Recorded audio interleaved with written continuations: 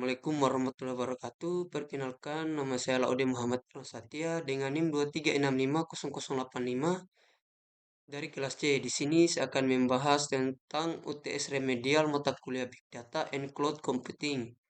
Di sini adapun soalnya yaitu 15 soal, ada terdiri 3 bagian yaitu 7 soal tingkat mudah, 5 soal tingkat sedang, dan 3 soal tingkat sulit. Langsung saja ke soal yang tingkat mudah. Itu apa yang dimaksud dengan big data?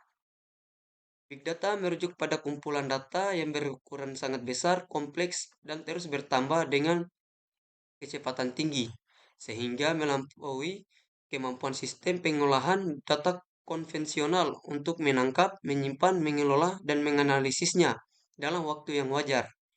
Data ini dapat berasal dari berbagai sumber, seperti transaksi bisnis, media sosial, sensor iot, log aktivitas pengguna, hingga perangkat mobile, dan hadir dalam 3 bentuk utama, yaitu data terstruktur, misalnya tabel basis data, semi-strukturnya yaitu seperti file JSON atau XML, serta tidak terstruktur seperti teks, gambar, audio, dan video.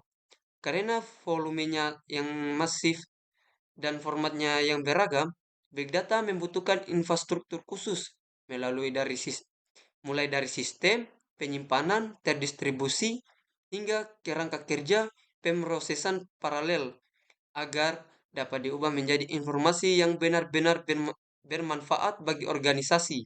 Sebagai contoh, perusahaan e-commerce setiap harinya menghasilkan jutaan data transaksi, pencarian, dan interaksi pengguna yang jika digabungkan membentuk kumpulan data berskala big data.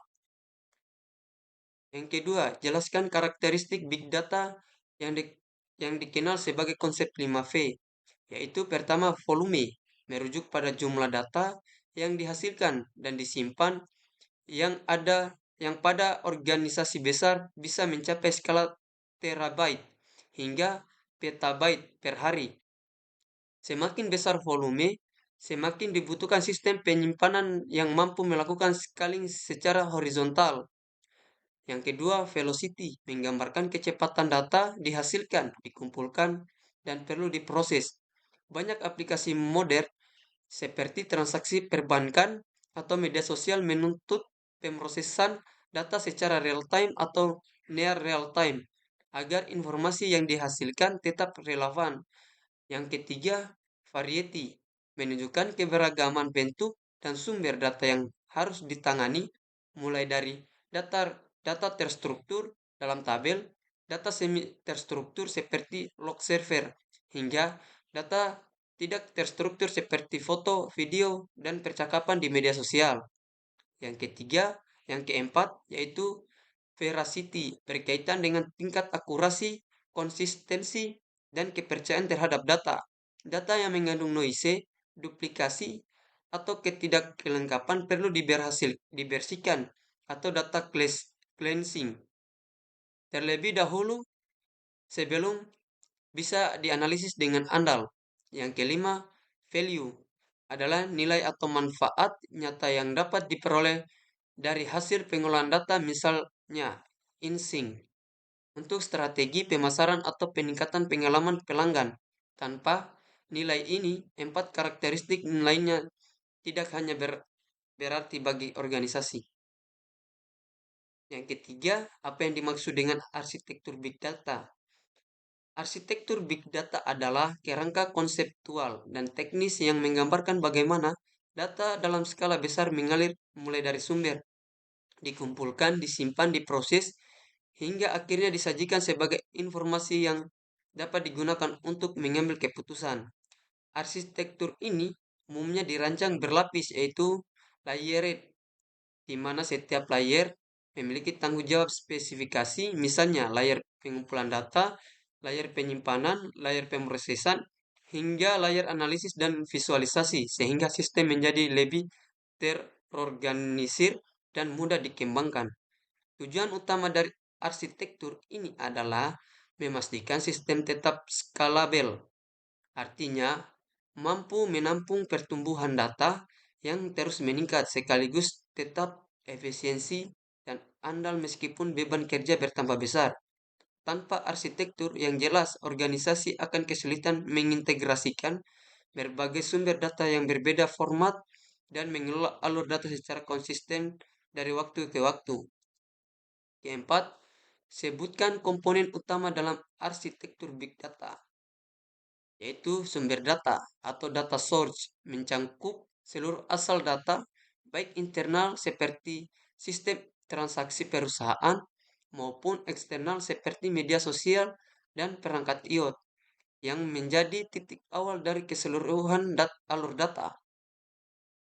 Kedua, data ingestion merupakan proses pengumpulan dan pemindahan data dari berbagai sumber ke dalam sistem, baik secara batch atau terjadwal maupun secara streaming, berkelanjutan atau real time. Penyimpanan data atau storage umumnya menggunakan sistem penyimpanan terdistribusi seperti HDVS atau cloud storage agar mampu menampung volume data yang besar sekaligus tahan terhadap kegagalan perangkat. Keempat, yaitu pemrosesan data processing mencakup pengolahan data baik secara batch processing untuk data historis maupun stream processing untuk data yang mengalir real time menggunakan tools seperti MapReduce atau Spark. Yang terakhir, manajemen keamanan serta analisis dan visualisasi memastikan data tetap kualitas dan aman, lalu pada akhirnya disajikan dalam bentuk dashboard atau laporan yang mudah dipahami oleh pengambilan keputusan. Yaitu soal berikutnya nomor 7, yaitu apa yang dimaksud dengan MapReduce. Soal kelima, MapReduce adalah model pemrograman yang dikembangkan untuk mengelola dataset dalam skala besar secara paralel dan terdistribusi di banyak komputer atau node dalam satu kluster sehingga pekerjaan yang berat dapat diselesaikan jauh lebih cepat dibandingkan proses pada satu mesin saja. Tahap map Tahap map bertugas memecah data input menjadi bagian-bagian kecil, kemudian pemrosesannya secara independen dan mengubahnya menjadi pasangan key value sebagai representasi sementara dari data tersebut. Tahap reduce kemudian mengambil seluruh pasangan key value hasil tahap map, mengelompokkannya berdasarkan key yang sama, lalu meringkas, lalu atau mengembangkannya menjadi hasil akhir yang lebih sederhana dan bermakna. Yaitu terakhir, pendekatan ini sangat cocok untuk pekerjaan seperti menghitung jumlah kata dalam jutaan dokumen atau mengelola data transaksi berskala besar karena proses dapat dijalankan secara bersama di banyak node sekaligus. Hal berikutnya, apa yang dimaksud dengan Hadoop? Hadoop adalah framework open source yang dirancang khusus untuk menyimpan dan memproses data dalam skala besar secara terdistribusi di atas kluster komputer, sehingga mampu menangani volume data yang jauh melampaui kapasitas satu server tunggal.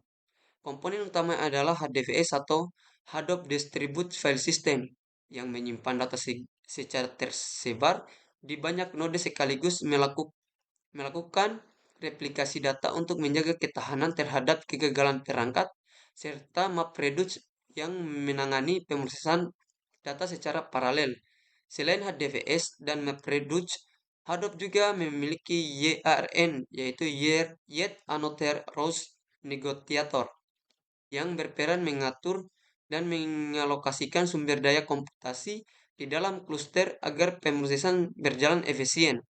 Karena bersifat open source dan dapat berjalan di atas hardware yang relatif terjangkau, Hadoop menjadi salah satu fondasi utama ekosistem big data di berbagai organisasi, mulai dari perusahaan, teknologi, hingga lembaga penelitian. Oke, lanjut ke soal berikutnya, apa yang dimaksud dengan Apache Spark? Apache Spark adalah framework pemrosesan data terdistribusi bersifat open source yang dikenal karena kecepatan dan efisiensinya dalam mengelola data berskala besar. Jauh lebih cepat dibandingkan Hadoop MapReduce untuk banyak kasus penggunaan. Keunggulan utama Spark terletak pada kemampuannya melakukan pemrosesan in memory, yaitu penyimpanan data sementara di memori atau RAM selama proses berlangsung, sehingga mengurangi kebutuhan membaca dan menulis data ke disk secara berulang.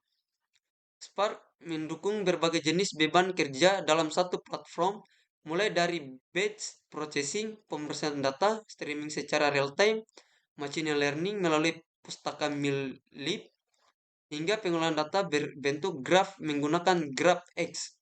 Fleksibilitas ini membuat Spark banyak digunakan pada kasus yang membutuhkan analisis cepat dan berulang, misalnya rekomendasi produk secara real-time atau deteksi penipuan transaksi.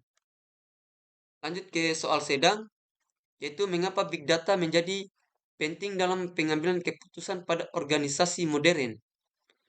Big Data memungkinkan organisasi beralih dari pengambilan keputusan berbasis intuisi atau asumsi menjadi data driven decision making, di mana setiap keputusan strategis didukung oleh bukti dan pola nyata yang tergalir dari data.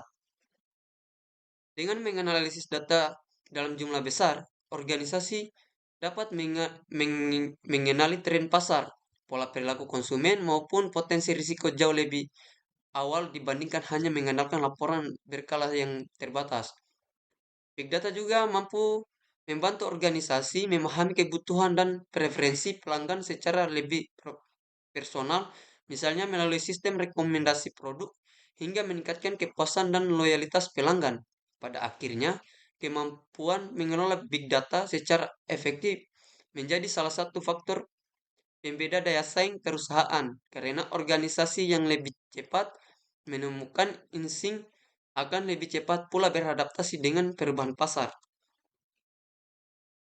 Yang kedua, menjelaskan hubungan antara sumber data, penyimpanan data, dan pemrosesan data dalam arsitektur big data. Sumber data adalah titik awal dari keseluruhan alur, yaitu tempat data menta dihasilkan, misalnya dari transaksi penjualan, aktivitas pengguna di aplikasi, atau sensor pada perangkat IoT.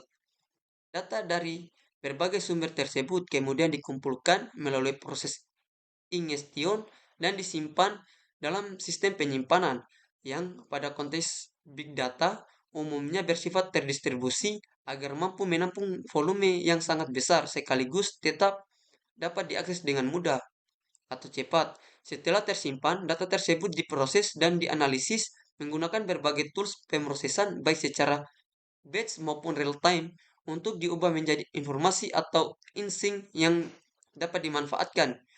Ketiga tahapan ini membentuk satu alur atau pipeline data yang berkesinambungan. Jika salah satu tahapan bermasalah, misalnya penyimpanan yang tidak skalabel, maka seluruh proses analisis di tahap berikutnya juga akan terhambat. Masuk ke soal berikutnya, yaitu jelaskan peran sistem manajemen data dalam mengelola data berskala besar.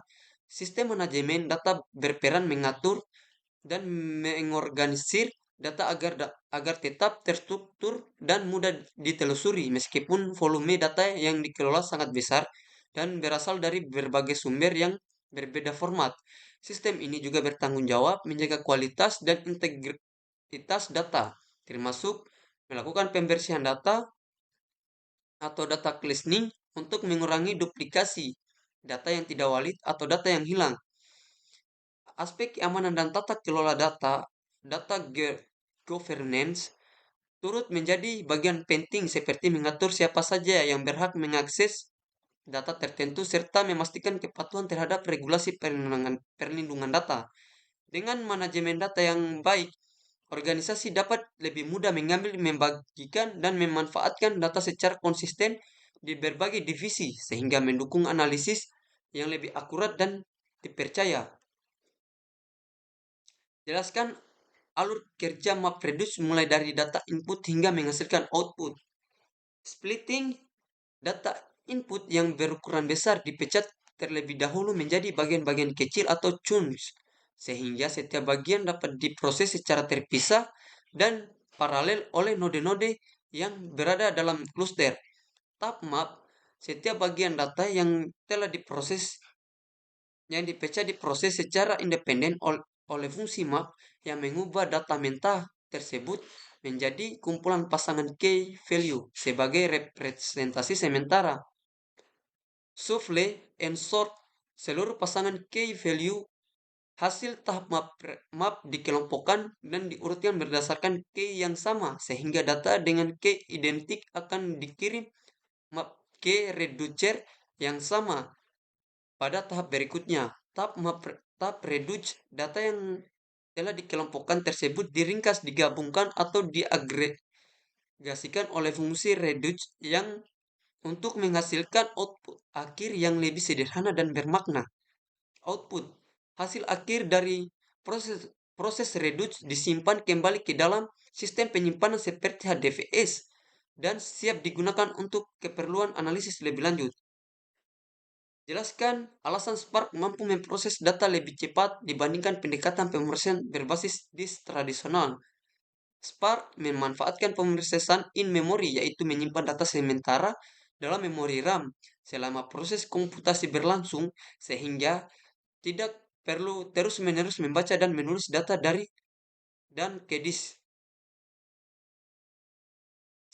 Sebaliknya, pendekatan berbasis disk tradisional seperti MapReduce pada Hadoop harus menulis hasil antara intermediate result ke disk pada setiap tahap pemrosesan yang menyebabkan overhead atau I/O input output cukup besar dan memperlambat keseluruhan proses. Perbedaan ini menjadi sangat signifikan pada proses yang bersifat iteratif seperti algoritma machine learning yang membutuhkan banyak interaksi terhadap data yang sama karena Spark cukup memuat data satu kali ke memori dan mengakses berulang kali tanpa overdisk. Selain itu, Spark juga menggunakan konsep Resilient Distributed Dataset atau RDD yang memungkinkan optimasi eksekusi secara cerdas sehingga secara keseluruhan Spark dapat mempercepat pemrosesan data dibandingkan pendekatan berbasis disk tradisional pada kasus tertentu. Lanjut ke bagian 3 yaitu soal sulit. Analisis dampak yang mungkin terjadi apabila sebuah organisasi tetap menggunakan sistem penyimpanan tradisional untuk mengelola data dalam skala big data. Keterbatasan kapasitas dan skalabilitas menjadi masalah utama karena sistem penyimpanan tradisional umumnya dirancang untuk saling secara vertikal menambah spesifikasi atau satu server yang memiliki batas fisik dan biaya jauh lebih mahal dibandingkan scaling horizontal pada sistem terdistribusi. Kinerja sistem akan menurun drastis seiring bertambahnya volume data karena proses pencairan penyimpanan dan pengelolaan data pada arsitektur tradisional tidak dirancang untuk sebesar menangani beban kerja sebesar big data. Biaya operasional dan pemeliharaan cenderung meningkat tajam, sementara sistem tradisional juga kesulitan menangani variasi data karena umumnya hanya optimal untuk data terstruktur dan kurang mampu mengakomodasi data semi struktur maupun tidak terstruktur. Dampak saling krusial adalah risiko bisnis di mana keterlambatan dalam mengelola data dapat membuat organisasi kehilangan momentum dalam mengambil keputusan tertinggal dari kompetitor yang sudah lebih dulu mengadopsi sistem big data yang lebih modern. Oke, lanjut ke evaluasi peran Hadoop dalam mendukung penyimpanan dan pemeriksaan data pada lingkungan terdistribusi. HDFS sebagai komponen penyimpanan pada Hadoop memungkinkan data disimpan secara tersebar di banyak node sekaligus melakukan replikasi otomatis ke beberapa node lain sehingga sistem tetap dapat berjalan meskipun salah satu node mengalami kegagalan. MapReduce sebagai komponen pemrosesan memungkinkan data diproses secara paralel di seluruh node dalam cluster sehingga pekerjaan yang berat dapat diselesaikan jauh lebih cepat dibandingkan diproses secara sekuensial pada satu mesin. Hadoop bersifat skalabel secara horizontal, artinya kapasitas kapasitas penyimpanan maupun pemrosesan dapat ditingkatkan hanya dengan menambahkan node baru ke dalam cluster tanpa perlu mengganti keseluruhan infrastruktur yang sudah ada. Sebagai fondasi ekosistem big data, Hadoop juga menjadi basis yang berbagai tools turunan seperti Hive untuk query Data mirip SQL, Pig untuk scripting data, dan HBase untuk data NoSQL, meskipun kini banyak organisasi mulai melengkapinya dengan Spark untuk kebutuhan pemrosesan yang lebih cepat. Itu soal terakhir. Sebuah perusahaan memiliki data transaksi, data pelanggan, dan data aktivitas pengguna dalam jumlah sangat besar dan terus bertambah. Jelaskan bagaimana konsep Big Data, arsitektur Big Data, sistem penyimpanan data besar, MapReduce, Hadoop, dan Spark dapat digunakan secara terpadu. Sebagai langkah awal, konsep Big Data digunakan untuk mengenali bahwa data transaksi, data pelanggan, dan data aktivitas pengguna yang memiliki perusahaan sudah memenuhi karakteristik 5V, sehingga memerlukan penanganan khusus di luar metode pengolahan data konvensional. Kedua, arsitektur Big Data kemudian dirancang untuk mengatur keseluruhan alur data tersebut, mulai dari proses pengumpulan, ingestion dari berbagai sumber, penyimpanan, pemrosesan, hingga penyajian hasil analisis kepada pengambilan keputusan. Data-data tersebut disimpan dalam sistem penyimpanan terdistribusi, misalnya HDFS, pada Hadoop, agar mampu menampung volume yang terus bertambah sekaligus tetap tahan terhadap potensi kegagalan perangkat penyimpanan. Keempat, untuk pemrosesan MapReduce dapat digunakan pada pengolahan data historis berskala besar secara batch, sementara Spark lebih cocok digunakan untuk kebutuhan analisis yang membutuhkan kecepatan tinggi dan mendekati real time, seperti deteksi transaksi mencurigakan atau rekomendasi produk instan. Hasil akhir dari keseluruhan proses ini dimanfaatkan perusahaan untuk berbagai keperluan strategis seperti personalisasi layanan pelanggan, optimalisasi strategis pemasaran, hingga deteksi anomali atau potensi penipuan secara lebih cepat dan akurat. Baik, itu saja yang saya bisa jelaskan untuk soal UTS remedial Big Data dan cloud computing. Bila ada kesalahan kata mohon dimaafkan. Bila taufik walhidayah. Wassalamualaikum warahmatullahi wabarakatuh.